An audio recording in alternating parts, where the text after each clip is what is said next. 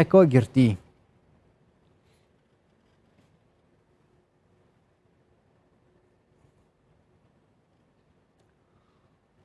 Zêdetir ser vê mijarê rawestîn aya danûstandin rawestane yan dê berdewam bikin ew astengiyên pêşiyê weke Fewza Yusuf êştî geheştîne. Rêkeke girtî çi ne ew rêk dê çawa bêvekirin em ê zêdetir rawestîn bi rêz Mihemed İsmaîl endamê desteya serokatiya nekesê payekê rasta xwe dê gelme de be. Rêz Mihemed ev demêya baş. Hîn weke enekesê ez bersivavaya dawiyê wergirim. Danûstandin rawestane yan jî ne? Eger yani rawestan bin astengîl pêşiyê çi ne divî demî de?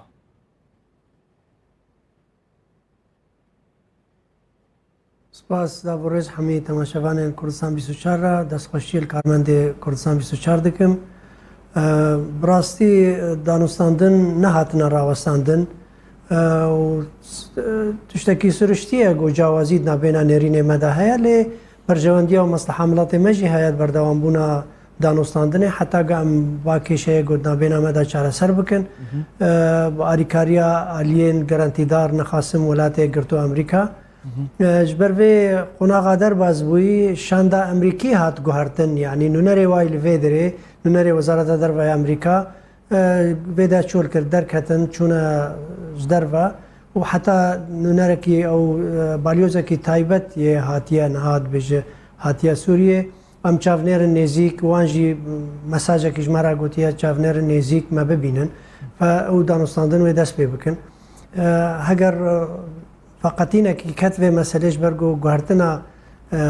نونرین ولایت گرتو امریکا طرف گارانتی داره و نبینا دیالوگ ده اگر او نه آمده به دیالوگ جی طبعا بردوام نبود اشتکی سرشتی اد بجم از نبجم محمد اشتراک کفتینه و نبجم گله که الا جوازی نبینا نریک نمده هنه و هنک خال ناکوک هنه ام هیوینه گوان خالاب زیده دانستاندن و گفتگوه ام بجن دانوستاندن بلکه زمان کردی دا شیرین ترین گوتن و باشترین گوتن دانوستاندن تو زمان دنیای دولو و تعبیر زلال نینه تو دو دستینه ما باوری دانوستاندن های ما باوری برجواندی ملت مجید ده های و ام حسنا کن مسئله بگینن جهه کی طاری هر وسا ام ناخوازن نملت خو گل کی گش بین بکن و نگل کی خمسار بکن جبو خاطره اف دیالوگ بردوامه و ام هیوینه گو ام کاربن و درفتها و هبونا ولایت گرتو امریکا و برشواندی ملت خورا و آرامی کی تخ ناف جواتا کردی دوی قناغه هدا نخاسم یعنی زمینه کی باش پیدا ببو با دیالوگارا اگر اف گوتنه دوی علی درها گوتنه نخوش درد کفن دل راحتی کی نه دل راحتی کی کفن ناف جواتا کردی دا کفن ناف ملت ما تفید آساییه جداهید نرین و آخفتنان ده بد نف بینا پارتین نوا انکسی دا پارتین نوا پی انکی دا طیبتی علی از بحثا علی پی انکی بکم جداهید نف بینا نرینین وام خودا هیا بونمونه وکت دوی فوزا یوسف جبوی مدیا پککی گوتی دانستاندن گهشتین رکیکا گرتی لی سالهگد و طیبت جبوی کردستان بسیار گوتی دانستاندن نهاتی نراوستاندن از بحثا بوچو نوا بکم لسر نرینین جداهید نوا پارتین نوا پی انکی دا بوچی اف جداهیت نف بینا آخفتنین وادا هیا راستی جی تشتک چه باید نیف بین آمده ها ساختن وانا جیک جدا بن؟ او جدا بونا اختنه وان نه ایشه مایا یعنی اول نوا گرک چاره سر ببه و اول گرک الهفدو بپرسن و اب مساف یعنی جدا بونا نابینا نرینه وان حتی کی درجه خدمتا کید کن برجواندی کید ده هیا و جالی کی دی وجی کاک مظلوم علاقه دارد و مسئله ده او یعنی گارانتور پیاده او کارب وان بهلن گونیزیکایی کی یعنی او یک عالی یک رزی یک هلوستید ناوان دا بخلق بیک نرینه کاربن چاب انجمن اجتماعی کردی را بگهن ریکفتنه کی سروی که حوله کی بزاوه کی باش کاک مظلوم ته خواستن هر واسه طرف گارانتی دار ته خواستن نواب خوب خودجی او خلک گوت خوازه او ریکفتنه ها ریوا هر و بجی بگره کاربن رولا کی بریزن رویا گشتی یا ملت مجی اواجی یعنی علی کی ضغطه علی کی گوت خوازه گاو ناکوکی تنبن و یعنی دانستاندن و دیالوگ چه به حتی گو ام بگهن سر چاره سر کرنا و پرس گریک ناکوک نابینا مده دیسا جز دوباره کم پرس گریک هنه و ناکوکی هیا و خالن جواز نابینا مده هنه لی ام بجن درفته که پیدا بیاج ملت مره ام کاربن بهبونا امری ولایت گرتو امریکا به یعنی پیتویا کشتی ملت ما قام كاربن برجواندي ملاطي خبيك بين في قناغه هذا حتى ام كاربن سر اساسك جدي سر اساسك انجمن اجتماعي كردي وتخازب شراكتك حقيقي بك ودستك دريج برو فاديو عليكم ما ام بيردبن حتى كي درجه ملاطي ما بي قش بينا لي بشكل جدي قام كاربن ركفتنا كو جي سر بلنديا ملاطي ما بقناغه كديروكا خباتا ملاطي ما نافا خفنين خودا تا دو جارا بحثا هنده کرد کو پراستی جی پرزگری کو آلوزی هنه چه پرزگری کو آلوزی هنه سر که جبوی کو درسته هی نگه هنه آرمانش طایبت جی دانوس نادرین کردی پرزگری که مازن یان جی لاوکینه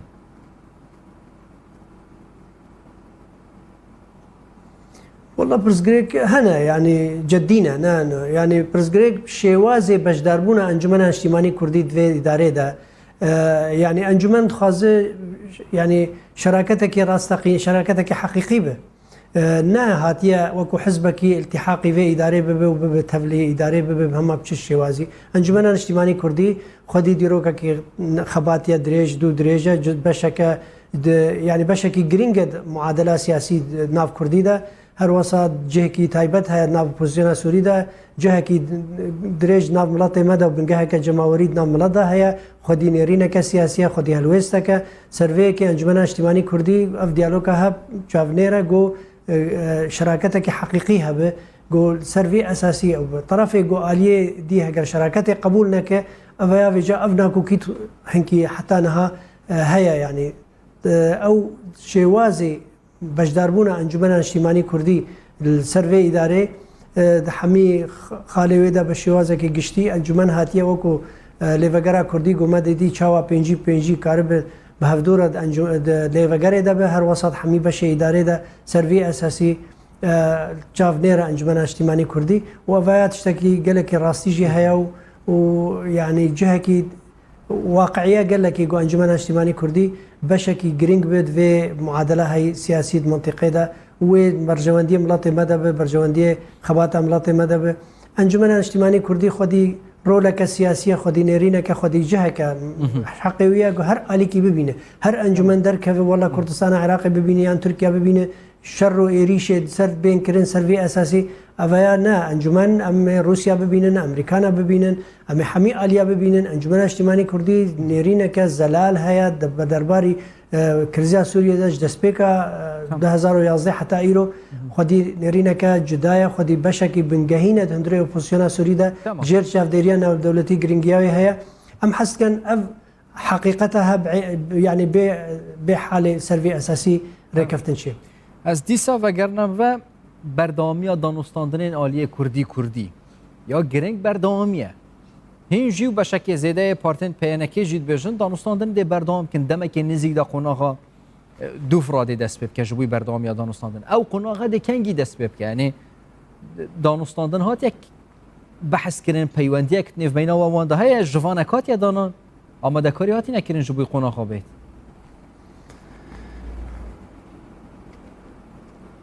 والله ام شاف نيرن يعني ام شاف نيرن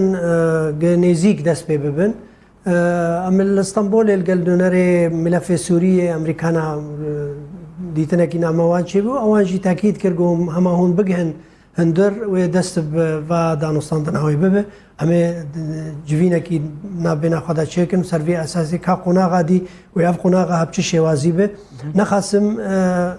باليوزكي امريكي نهاتيا دوري كا برنامجي وي سر چه اساسي ودس مرحله استراتيجياوي چي سر مرحله نه قدس بيبه يعني استراتيجيك دي بيغوهرتن اگر غورينا بالوزيان جيان بيجن حتى بغورينا اداره امريكا ج ترامب جبوي بايدن يانجي ملف اول بردست بچن دي پشنيارا كساتيا نوبكن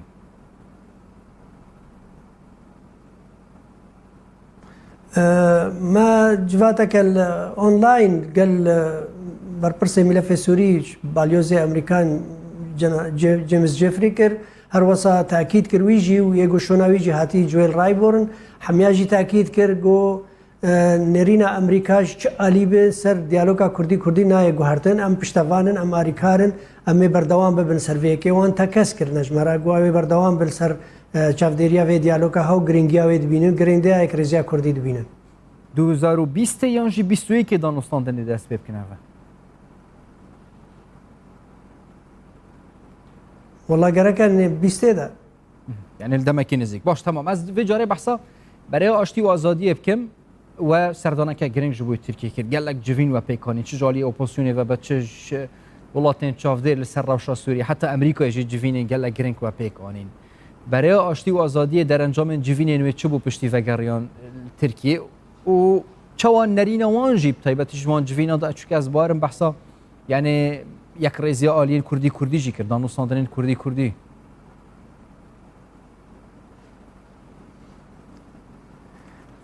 برای آشتی و آزادی همی و گره خود براستی جواتن گلکی سرکفتی و گلکی گرنگش بو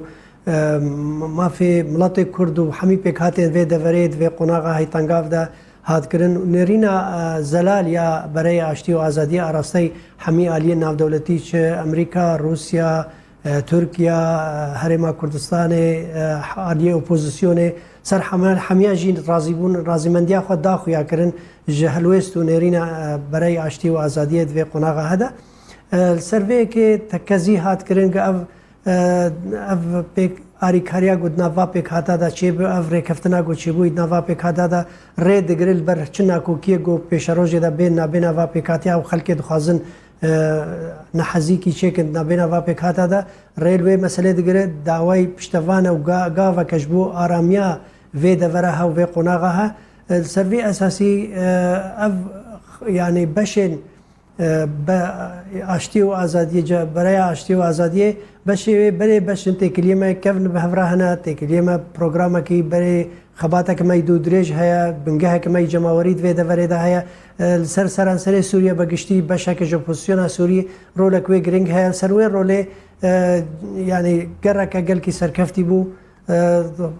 برجواندی همی آلیات دبو برجواندی پیکات دبو برجواندی همی آلیین کو علاقه دار مثلا سوری بگشتی از وجاره بحث سوریه و روشال وی داره گشتیج بوی پیش رو جبکم کمیته دستور سوریه گر خو چهارمین جی در باز کرد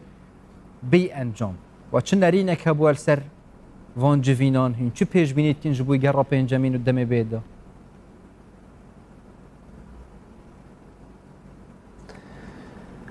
سپاس والله يعني افقرا فيت عليه دانوستاندنا القل رجيم الجنيف دس بي بي افسير وجا براستي جي بي انجام جبرقو حتى نها رجيم خوازن نكفد نافاروكا ديالوكي دا ودانوستاندني دا مسائل هينيش دور و دوري بروغرامي بي وكو اوبوزيسيون تاكيد كربون سر غير بيدرسون انه اف دانوستاندني هدوي يك جي آلیک کاری ویره هبه دود و نهیل کسی که دیالوگ باز دو هر مجارن دی بین حالی گره ند نرجم هر دو آلیاجی گو با مسئله ها هگر جلسه اولنا آد دواته که نواروکا دیالوگا گوشبو مسئله سوری بگشتی گبی او کرن لی نخاسم تشتها یعنی جه داخیا گو چه نبو جار دی هر سه روز درباز بو خطابات بون يعني هلويست بون يعني جو يعني دانا هلويستا جو بال هردو اليافا وشان دار جيمي قال كي خوش بر مساله ديالوج قال كي دا علي كي سيرفي كي نها تاكيد ديسا اوبوزيسيون سوري ام دبينن جو يعني الينا دولتي پشتوان جوی کریزا سوری را کاربن چاره سر بکند و نهیلن آلیه که دانوستاندن باز دو بری مجاری بده مجارن دی نه علاقه دار بکریز چاره سر کرنا کریزا سوری را سروی که یعنی غير بدرسون صلاحيات باش بيرا هبن كارب النهي قاف تشتها شيء كارب آليتك برنامجك جديدة يعني تخويلك آلية ناف دولتي هب جرا كارب فيبك حتى جو نكارب فيك طرفي جو نخواز رجيم نخواز تكف ديالوج تكف نافاروكا ديالوج جو بجه أنجام محمد إسماعيل انضم دسته سرکاتی انا کسی پای که راستا خوش قامشلوین دیال مدابون زور سپاس بود